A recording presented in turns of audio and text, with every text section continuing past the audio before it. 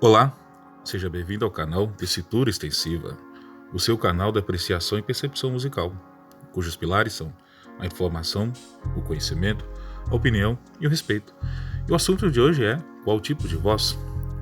Continuando falando sobre as vozes brancas, hoje a nossa voz que vamos falar é o contraltino ou contraltina, que é aí a nossa segunda voz do padrão de vozes brancas, que é as vozes de características infantil, juvenil, né?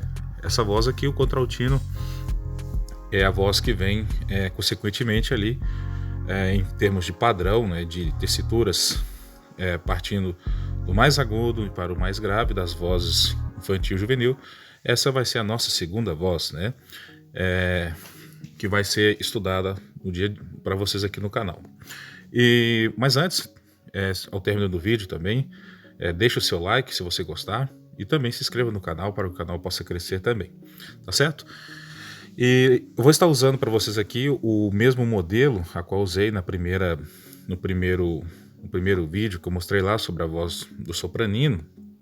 O padrão continua sendo o mesmo, que é a notação musical científica e modelo de escala padrão dos Estados Unidos, né? E então é só você lembrar que nesse padrão o Dó médio, que é o famoso Dó 3 aqui no Brasil, na notação norte-americana, estadunidense aí, sem modelo científico, vai se chamar Dó 4, tá certo? Então não se confunda, tá? O padrão que eu vou estar usando é esse, que é o padrão que mais se enquadra dentro da proposta do canal. Bom, falando mais aqui então, a voz branca é o contraltina, né, que é a segunda voz ali, então, mais aguda do padrão de vozes brancas.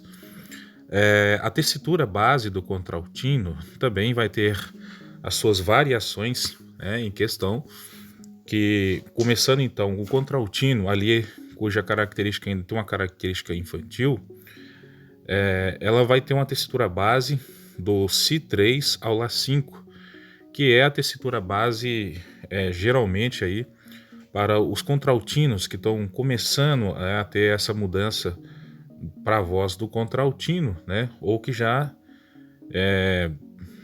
na verdade, ou que já se encontram, né, nesse padrão já em questão, né? Ou seja, já teve aquela mudança ali do sopranino para o contraltino. Então, essa é a tessitura base do contraltino infantil, que vai ser mais grave do que o sopranino. E essa voz, ela vai ter ali, é como se fosse uma segunda voz, né? Ela fazeria o papel da segunda voz, né? Se fosse um quarteto de vozes brancas, né? E então a tessitura base contraltina, ou seja, para crianças não assim muito treinadas, né? Geralmente então é Si3 ou Lá5, tá bom? Como padrão aí, tessitura base, né? Partindo para tessitura base ainda do contraltino, porém com a característica já infantil juvenil, ou seja, quando esse contraltino ele está partindo ali para uma transição, né, infantil juvenil, mas ele ainda mantém a sua timbrística de contraltino.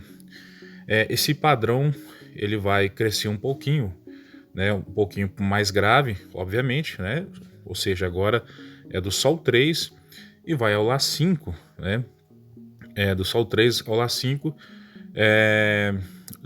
assim como aconteceu com o sopranino, o padrão de voz mais aguda, de nota mais aguda, vai ser o Lá5, né? Que é aquele lá ali da primeira linha suplementar superior, né? Então esse é o padrão, tá bom? E ela vai ser um pouco mais grave na tessitura em relação ao contraltino infantil, aquele contraltino inicial, né? Então o contraltino infantil juvenil, assim como aconteceu no sopranino, ele também já é um contraltino que já está treinado um pouquinho mais, né? Saiu daquela base ali e está desenvolvendo um pouquinho também a sua voz, e já entrando para o público infantil juvenil, e também já consegue atingir um pouquinho mais aí dentro da sua naturalidade. Mais grave, né? Agora, indo para a tessitura avançada, o contraltino ele vai pegar do Fá3 e ir até o Dó 6, como tessitura avançada. Lembrando que a tessitura avançada, como vocês estão vendo aí no asterisco, são para crianças altamente capacitadas em técnicas vocais musicais, ou seja, são aquelas crianças que, além de ter um acompanhamento técnico musical, treinam para ser profissionais, elas também são auxiliadas aí por médicos, né, da saúde vocal, da saúde aí do todo o seu aparelho fonatório, né, do seu aparelho auditivo também, de sua própria saúde também em questão, né? Então, essas crianças são sempre auxiliadas por profissionais dessa área, são crianças que é investido nelas uma certa qualidade maior para que sua voz seja usada para contextos profissionais, tá certo?